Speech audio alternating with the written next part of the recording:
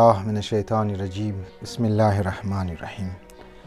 عزیزان محترم، یک بحثی تاریخی که بسیار مهم است و سبق آموز است و یک داستانم میتونی بگی که برای مو شما یک عبرت است که مو شما را به عنوان یک خطره که گنتی مو شما نشون میده که مو باید مواظب خو باید باشی، مراقب خو باید باشی که خدا نخواسته نشنه که مو شما هم در این مرض یا در این مشکل گرفتار شونیم.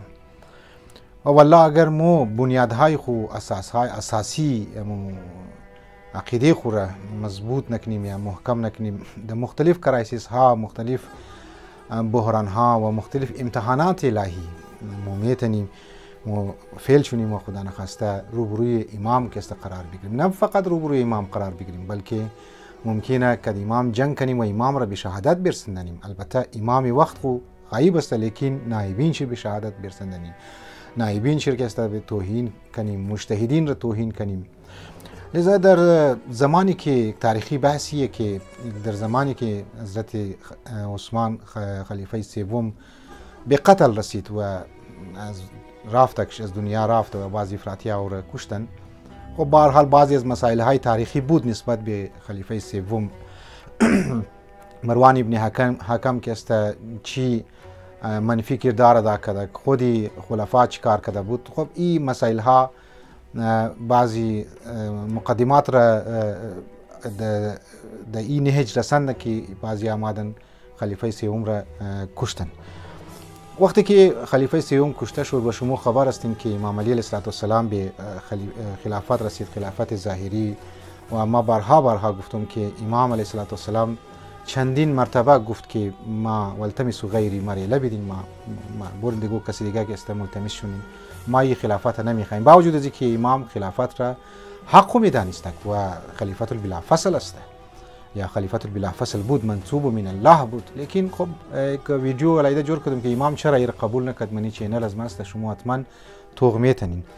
وقتی که خلیفه شد از مختلف اطراف و اکناف ممالک اسلامی برای مبارکبادی مردم آمدن، خبر شدن که حضرت عثمان کشته شده و مردم بیعت کرده به دست امام علی علیه السلام. عمومی مردم هم ده دیگه، خب سردارا آمدن، اکابیر آمدن، سربراهان آمدن، بیعت کردن، از مدینه آمد، از یمن آمد، از بصره آمد، دیگه جاهای مملکت اسلامی آمد به خدمت امام علی علیه السلام بیعت کردن.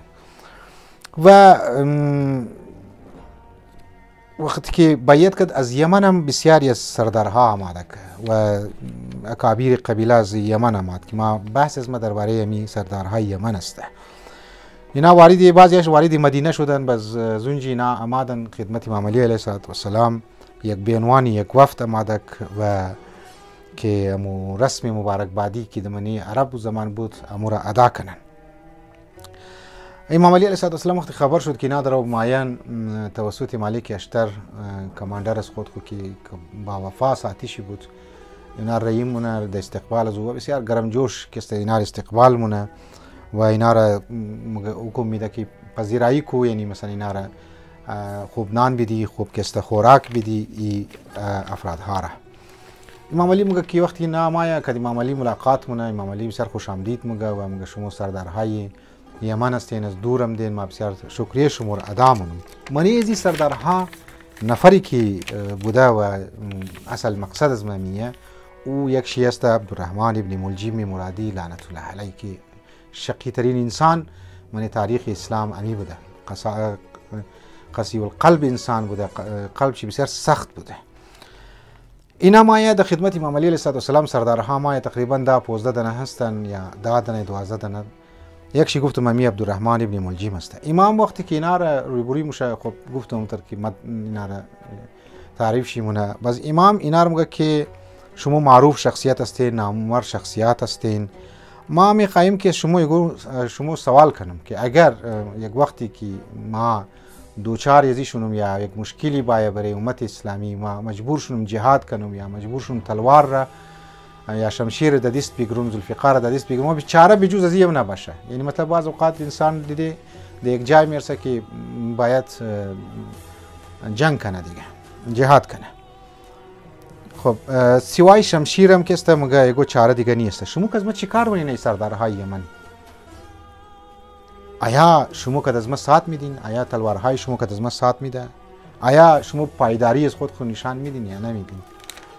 منیزی سردارها هر کدام شی که گفت یک شی که است عبدالرحمن ابن ملجم بود که ما دامو ای جملات را من کتاب اعظم کوفی که کتاب اهل سنت است ما زونج میخواهیم بگم که از پیش ما بعضی مسائلی جنگ جمل را ما بیان کردم و بیعت حضرت عایشه را نسبت به امام علی که خلافت رسید چطور است او را ما بیان کردم.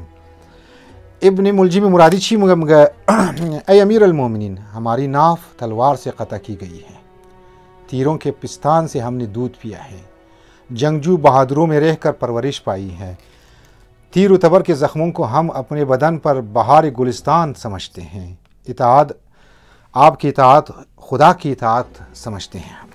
यानी इताअत यस्तूर मो इताअत खुदा के ख्याल मनी हर जाए कि तू हुक्म बिदी मो मुझी मोरी हुआ नुसरत व फतह के द खिदमत शमो वापस माई मो कदर दिलेर अस्ते कि मो द गुलिस्तान बहार गुलिस्तान मो जिस्म हाइज मो जख्मी बुदा लिजा मो ऊ अफराद हा हस्ते लेकिन मो तारीख र मो तोग मनी जानिमन कि अमी अब्दुर्रहमान इब्न मुलजिम मुरादी कि ई तौर बैयत कदा बुदा ई तरीका बैयत कदा बुद ई माया दर 19 صبح 19 ماه مبارک رمضان در محراب مسجد کوفه امام علی علیه السلام را ضربت میزنه.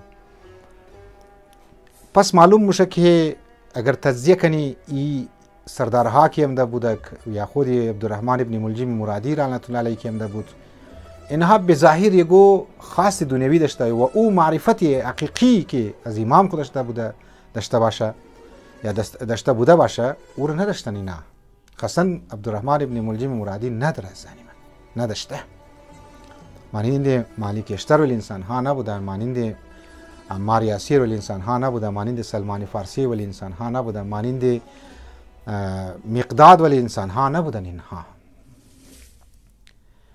خب اون میگن که در صبح 19 ماه مبارک رمضان امام را به سر مبارک ضربت میزنه و امام در 21 به شهادت میرسه.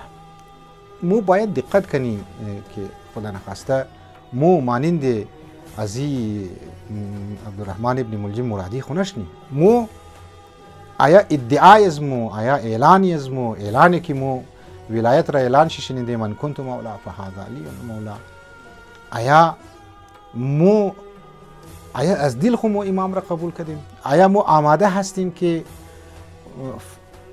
اگر امام وقتی از مو امام زمان علیه السلام بای و مور حکم بیده آیا مو از مسائل دنیوی خو از مسائل فیملی خو یا از مسائل شخصی خو آیا مو میتونی خود بور کنی یا نه؟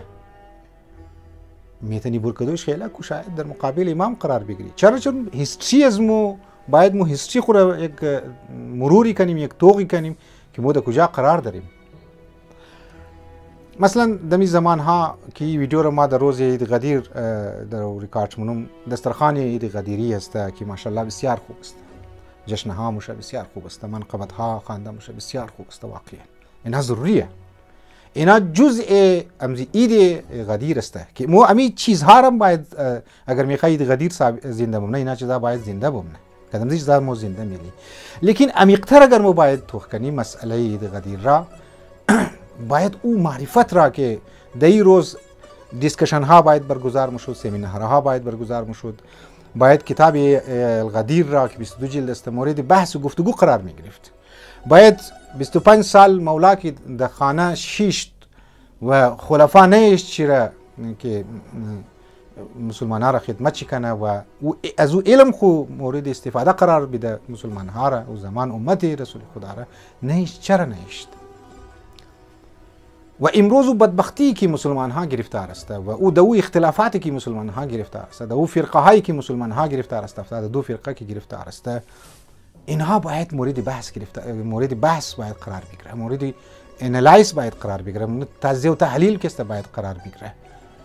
به ظاهر یک دسترخوان غدیر مو اکتفا باید نکنیم از زنیمان به ظاهر یک منقبت خانی ما باید اکتفا نکنیم، اینا ضروریه، گفتم نشنه که مربوط خلاف از این است. به ظاهر ما یک جشن را که است برگزار کدو کافی نیست. ما باید در پورا سال ما باید غدیری باید باشیم، چون امام وقتی از ما امروز در نظر از ما در غدیر خم، یعنی امام زمان قرار گرفته در غدیر خم، در زمین غدیر خم که در او فریاد میزنه که بایی من کنت مولا فهذا لی، مولا را که شما قبول دارین فعلا مولای شما ما هستم، در این زمان امام شما ما هستم. کجا هستین شما؟ برای زمین و ظهوری از ما چطور زمین سازی می‌کنین؟ اگر خدا نخواسته یعنی امام مو رو بگه و مو لبیک نبگی، موزی عبدالرحمن ابن ملجم چی فرق داریم از زنی من؟ باید توخ کنی، منی یک جنجور کنی، یک خود خود یک شور بدی که ما در کجا هستیم کجا نیستیم. امیدوارم که ما ابن ملجم ولی نشنیم. ابن ملجم این ادعا را داشت، آیا ما و شما خدا نخواسته این ادعا را داره یا نداره؟ پروردگار عالم توفیق بده که ما صحیح معنی امام زمان را هم کدی که این سلسله ولایت که از امام علی علیه السلام شروع شده، ما این ولایت را در وجود مبارک امام زمان میگنی و ما این را منی وجود از خود کو اپلای کنی، پیاده کنیم و در مقابل امام خاضع و تواضع هر وقت که این بزرگوار مور بوگا نمایندگان شی بوگا، نماینده های شی بوگا، مجتهدین بوگا، مو بی آواز نه لبیک بگیم. السلام علیکم و رحمت الله و برکاته.